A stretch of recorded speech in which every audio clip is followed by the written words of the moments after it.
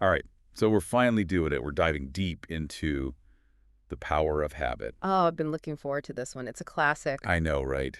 I mean, everybody's talking about habits these days, but Duhigg, he really breaks it down. And he's got these amazing stories. Real people, It's not just theory. Exactly. Like, remember that story about Eugene, the guy who, well, basically he lost his memory? Oh, Eugene. Yeah, it's tragic, really. After that viral infection, he couldn't even recognize his own house. It's hard to even imagine. Yeah. But here's the thing. He could still form new habits. Right. It's like even with severe amnesia, he was going for walks, finding his way back home. How is that even possible? It's the basal ganglia, that part of the brain. It kind of runs on autopilot for habits. So like, his conscious memory was gone, but his habit brain was still working. Exactly. And that's why habits are so powerful, so hard to break. Because they're not just thoughts, they're literally wired into our brains. Yeah, think of it like a path in the woods. The more you walk it, the more defined it gets. Exactly. Now, to understand how those paths are formed, Duhigg uses this really interesting experiment. Okay, I'm listening. It involves rats, a maze, and believe it or not, chocolate. Rats and chocolate. Okay, I gotta hear. So they put this rat in a maze, right? And at the end, there's this yummy piece of chocolate. The reward. Exactly. Okay. So the first time, the rat's all over the place, sniffing around, bumping into walls. Trial and error, right. Yeah. But then, with each try, it gets a little faster, a little smoother. Like practice makes perfect. Exactly. But here's what's really cool. They were monitoring the rat's brain activity. Oh, wow. And at first, there's a lot of neural firing, right? Like the rat's really thinking hard. Making decisions, figuring out the path. But as it learns the maze, that brain activity drops, except at the beginning and end. So the brain's like, okay, we got this. Autopilot engaged. Exactly. And that, my friend, is the habit loop in action. Okay, break it down for me. So you have a cue that triggers the routine. Which is the behavior itself. Right. And then the reward, which reinforces the whole loop. So in this case, the cue is like the entrance to the maze. The routine is navigating the maze. And the reward. Chocolate. Bingo. Now think about Febreze. Remember that one? The air freshener. Yeah, that makes sense. At first, they marketed it as a solution for bad smells. Like eliminate odors. Makes sense, right? But it didn't really work. People didn't want to admit their homes smelled bad. Like they were ashamed or something. Exactly. So P&G, they had to rethink things. They redesigned the bottle, gave it a nice scent. So instead of focusing on the problem, they focused on the reward. Yeah. They marketed it as like the finishing touch after cleaning. A fresh, clean scent. Like a little reward for a job well done. Exactly. And that's when sales took off. People started craving that Febreze scent. It's crazy how that works, right? It's not just about solving a problem, it's about creating a desire. And that's a huge lesson for habit change. Instead of focusing on what you should do, think about what you want to do. That's a good one. So where do we go from here? Well, now we got to talk about belief. It's a big one. And Duhigg uses Alcoholics Anonymous as an example. Oh, interesting.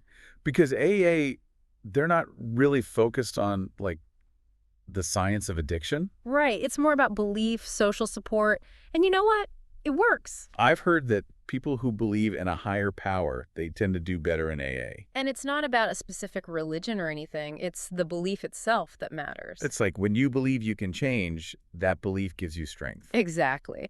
And this ties into something called habit reversal therapy. Habit reversal therapy. So it's about identifying the cues and rewards behind a habit and then choosing new routines. To get a similar reward, but without the negative consequences. Exactly. Like, let's say you bite your nails. Oh, I used to do that. Maybe you're craving physical stimulation. So instead of biting, you could try a fidget toy. So you're still getting that stimulation, but in a healthier way. And this leads us to, drumroll please, keystone habits. Keystone habit. These are the habits that, once you change them, they trigger positive changes in other areas of your life. It's like a domino effect. Exactly.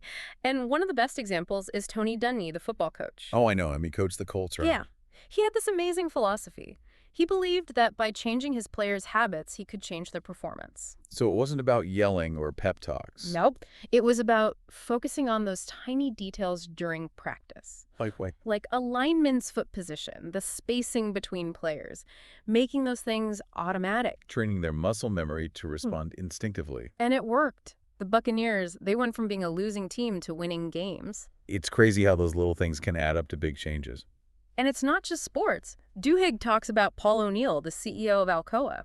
This guy, he transformed the company by focusing on worker safety. Worker safety. How does that change a whole company? Well, O'Neill understood that prioritizing safety would create this culture of, like, attention to detail, meticulousness. Like raising the bar for everything. Exactly. And it led to increased productivity, better products, and, higher profits. So it's like finding that one key habit that unlocks a cascade of positive outcomes. And that brings us to willpower. That's a big one, right? Yeah, willpower. It always feels like I never have enough of it. Well, there's this study about Scottish patients recovering from surgery. Those who wrote down detailed plans for their rehab, they were more likely to stick with it. So like they were making a commitment even when their willpower was low. Exactly. They created these willpower habits, automating their self-discipline. That's smart. And then their Starbucks, they actually train their employees to handle difficult customers using specific willpower habit loops. Wait, like a script for dealing with angry people? Pretty much. It helps them stay calm and provide good service, even under pressure. So they're not just relying on individual willpower, they have a system. And that's key, right? Because habits, they're not just about individual effort. They're about understanding the systems that shape our behavior. It's like Duhigg says, habits are the invisible architecture of everyday life. Once you understand that architecture, you can start to redesign it. That's pretty powerful stuff. But we've only just scratched the surface, haven't we? Oh, yeah. We've got so much more to explore. Social habits, how companies predict our behavior, even the neurology of free will. Okay, now that's where things get really interesting. When we talk about habits, we often think about individual actions, but Duhigg, he takes it a step further. Right? He talks about social habits, how habits spread through communities, influence movements. Exactly. Like, think about the Montgomery bus boycott. Rosa Parks refusing to give up her seat. It's such an iconic image. That single act of defiance sparking a whole movement. And Duhigg, he points out that it wasn't just about Parks. It was about social habits. Okay, how so? He talks about the power of weak ties, those connections we have with acquaintances, people in our extended networks. So not just close friends and family, but those more distant relationships. Exactly. And in the boycott, those weak ties created this sense of obligation, social pressure. Like if everyone around you is doing something, you feel compelled to join in. It becomes a collective action. And this same principle, it applies to how companies influence our habits. Oh, I see where you're going with this. Think about Target. They use data to predict which customers are pregnant. Yeah, I've heard about that. It's a little creepy, to be honest. It is, but it's also fascinating. They analyze purchasing patterns. So like if you start buying prenatal vitamins, maternity clothes, Bingo. Their algorithms flag you as a potential expectant parent. and then they start sending you targeted ads for baby products. Exactly. But it goes even deeper than that. They've found that women in their second trimester, they often buy unscented lotions, lots of cotton balls. Really? I never would have thought of that. But when you analyze massive amounts of data, these patterns emerge. And Target uses that to predict our behavior. It's impressive from a marketing standpoint, but ethically it's kind of gray area. Definitely. Where's the line between being helpful and being intrusive? It's a question we need to consider. For sure. But hey, speaking of habits and influence, what about music? How do songs become hits? Ah, that's a good one. Duhigg talks about how our brains are wired to seek out patterns, things that are familiar. Like, we like what we know. Exactly. In music, that means melodies, rhythms, chord progressions that sound familiar. So those songs that get stuck in your head, even if you don't love them. They're often using hooks, those catchy phrases, and they're leveraging chord progressions that have worked in the past. It's like a musical formula for success. You could say that. And this brings us back to social habits and movements. Okay, how so? Think about Saddleback Church. Rick Warren, the pastor, he wanted to create a church that was welcoming to everyone. That's a big goal. It is. But he understood the power of social habits. He created these small groups where people could connect, build relationships. So it wasn't just about attending a service, it was about creating a community. Exactly. And those small groups, they became a key driver of the church's growth. It's like making faith a habit, a natural part of your social life. And this applies to all sorts of communities, not just religious ones. It's about creating those environments where positive habits are encouraged and reinforced. That's powerful stuff. But you mentioned something earlier that I really want to dig into. Oh, what's that? The neurology of free will. Are we really in control of our actions, or are we just puppets of our habits? That's a big question, right? And Duhigg explores it through some really interesting stories, like the case of Brian Thomas, the man who killed his wife during a sleep terror. That's a tragic and terrifying story. It is, and it raises questions about responsibility. During a sleep terror, the brain's basically on autopilot. Like it's not making conscious decisions. Right, it's acting out habits without awareness. And then there's Angie Bachman, the woman who struggled with gambling addiction. Her story shows just how hard it can be to break free from those deeply ingrained habits. Even when they're causing harm, it's like they become part of who we are. So are we doomed to repeat our habits? No free will at all. Well, Angie's story is also a reminder that change is possible. It's tough, but it can be done. It's amazing, isn't it?